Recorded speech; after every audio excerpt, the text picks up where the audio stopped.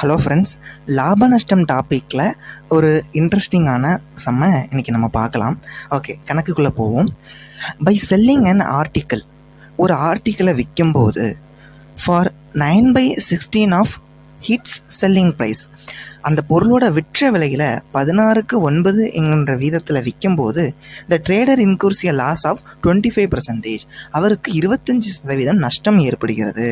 If that article is sold for 50% less then its original selling price, விற்ற விலையிலிருந்து 15% குறைச்சி விற்றா what will be the profit percentage, அவருக்கு கிடைக்கக்கூடிய லாபத்தின் சதவீதம் என்னவா இருக்கும் அப்படின்னு தான் அந்த கணக்கில் கேட்டுக்கிறாங்க. பொதுவாக ஒரு பொருள்னு எடுத்துக்கிட்டால் அதுக்கு 2 விலை இருக்கும். ஒன்று அடக்க விலை. இந்த அடக்க விலை அப்படிங்கிறது அந்த பொருளுடைய ஒரிஜினல் ப்ரைஸ். இந்த அடக்க விலைக்கே ஒரு பொருளை நம்ம விற்கும்போது நமக்கு லாபமும் கிடைக்காது, நஷ்டமும் கிடைக்காது, ஈக்குவல் ஆயிரும். அடக்க விலைக்கு குறைய நம்ம விற்றோம் அப்படின்னா நமக்கு நஷ்டம் கிடைக்கும். அடக்க விலையிலிருந்து ஒரு குறிப்பிட்ட சதவீதம் அதிகமாக விற்றோம்னா நமக்கு லாபம் கிடைக்கும். அடக்க விலையிலிருந்து குறைஞ்சோ கூட்டியோ நம்ம விற்கக்கூடிய விலை தான் விற்ற விலைன்னு சொல்லுவோம். அப்படி இருக்கக்கூடிய விற்ற விலை, அடக்க விலை இங்கே இருக்குது, விற்ற விலையிலிருந்து 9/16 என்ற அளவில் விற்றா 25% நஷ்டம் கிடைக்குது. 25% நஷ்டம்னா அடக்க விலையிலிருந்து 25% அவருக்கு போயிடுது. ஆக 75% தான் அவருக்கு அடக்க விலையை நமக்கு கிடைக்குது. அப்படி இருக்கும்போது 15% மட்டுமே விற்ற விலையிலிருந்து குறைச்சி விற்றா அவருக்கு லாபம், அதாவது அடக்க விலையிலேருந்து அதிகமாக எவ்வளவு கிடைக்கும், அதனுடைய சதவிகிதம் என்ன என்பது தான் இந்த கணிதம். ஓகே, இப்போ அந்த கணக்கில் கொடுத்துருக்கிறத நம்ம சிம்பிளாக எழுதலாம். வரியில் அவங்க சொன்னது போல் 9/16 ஆஃப் இட்ஸ் செல்லிங் ப்ரைஸ், 9/16 இது விற்ற விலை நம்ம வச்சுக்கலாம். 16/9 என்கின்ற அளவில் விற்ற விலையில் விற்கும்போது அவருக்கு 25% நஷ்டம் ஏற்படுதுன்னு அவங்க கொடுத்ததுனால 25% நஷ்டம்னா அடக்க விலையில் அவருக்கு 75% கிடைச்சிருக்கும்.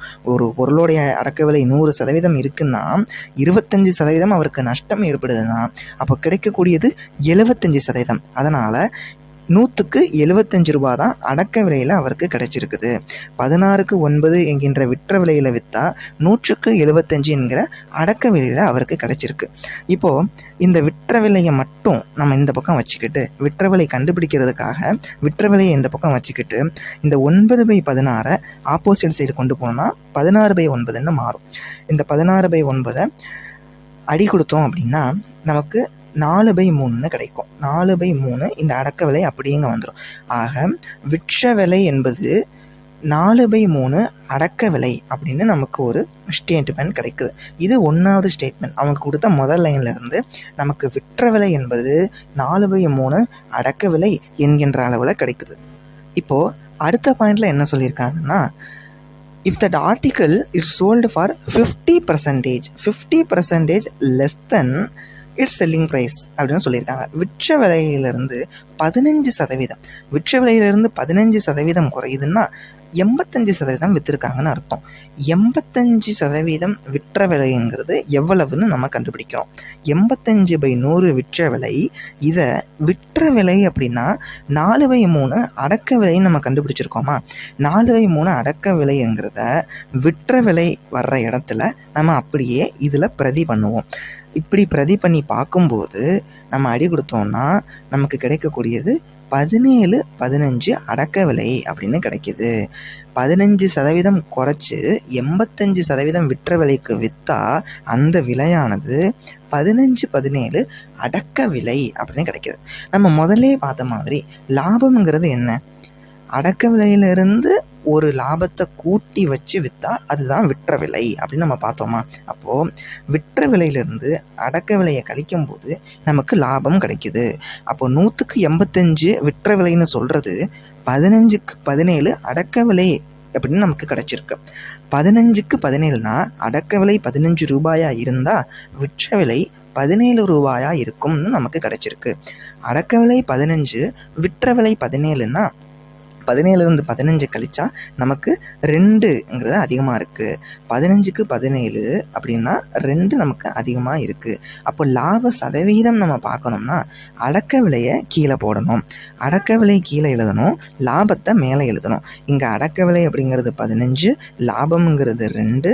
இதை சதவீதம் எடுத்து பார்க்கும்போது நமக்கு 40/3ங்கிற பின்னம் கிடைக்கும். இதை நம்ம சுருக்கும் போது 13/1/3% என்று நமக்கு கிடைக்கும். அப்போது அந்த பொருளை 85/100, அதாவது 15% விற்ற விலையிலிருந்து 15% குறைச்சி விற்கும்போது 85/100, 85% விற்ற விலையில் விற்கும்போது நமக்கு கிடைக்கக்கூடிய லாப சதவீதம்ன்றது 13/1/3 இருக்கும். இதை இன்னும் இந்த ஷார்ட்கட் மெத்தட் என்னென்னா, அடக்க விலையும் நமக்கு எவ்வளவுன்னு தெரியாது, விற்ற விலையும் எவ்வளவுன்னு தெரியாது. அடக்க விலையை நம்ம 100ன்னு வச்சுப்போம். அடக்க விலையை 100ன்னு வச்சுப்போம். இப்போது 9/16 விற்ற விலை என்பது 75% அடக்க விலைன்னு நாங்கள் எழுதுனோமா? இங்கே அடக்க விலை 100ங்கிறதுனால 100ல் 75% 75 தான். 75 அப்படியே எழுதிடுவோம். இப்போது விற்ற விலை கண்டுபிடிப்பதற்கு 9/16 அந்த பக்கம் போகுது. விற்ற விலை நமக்கு எவ்வளவு கிடச்சிருக்குன்னா 75 பெருக்கல் 16/9, இதுதான் விற்ற விலை. இப்போது ரெண்டாவது ஸ்டேட்மெண்ட்டை சொல்கிற மாதிரி 15% விற்ற விலையிலிருந்து குறைச்சா 85%ன்னு வரும். 85% விற்ற விலை கண்டுபிடிக்கிறதுக்கு நம்ம கண்டுபிடிச்சி வச்சிருக்கிற விற்ற விலை கூட 85/100 பெருக்குனா நமக்கு 85% விற்ற விலை எவ்வளவுன்னு கிடைச்சிரும். இதை நம்ம அடி கொடுத்து பார்க்கும்போது 340/3 என்கின்ற பின்னம் கிடைக்கும். இதை நம்ம சுருக்கணும்னா 113/1/3 என்கின்ற விடை கிடைக்கும். அடக்க விலை 100ன்னு வைக்கும்போது நமக்கு விற்ற விலை 113/1/3 கிடைக்குது. 100 ரூபாய் அடக்க விலை, 113/1 விற்ற விலைன்னா அப்போது நமக்கு லாபம் பார்த்த உடனே தெரியுது 13/1/3. கூட நம்ம சதவீதம் சேர்த்துக்கிடணும். ஏன் இங்கே சதவீதம் சேர்த்துக்கிறோம் அப்படின்னா, அடக்க விலையை நம்ம 100ன்னு தான் வச்சுருக்கோம். 100 ரூபாய்க்கு 13/1/3 லாபம் அப்படிங்கிறது 100 ரூபாய்க்கு 13, ஏன்னா 113 கிடச்சிருக்கு. 100 ரூபாய் அடக்க விலையாக இருக்கும்போது 113 ரூபா லாபம் கிடைக்குதுன்னா அப்போது லாபம் 13/1%. சதவீதம் என்பது 100க்கு எவ்வளோ ரூபாய் கிடச்சிருக்குங்கிறது தான். இங்கே அடக்க விலையே 100ன்னு நம்ம வச்சுருக்கிறதுனால நமக்கு லாபம் சதவீதம் 13/1%. தேங்க்யூ.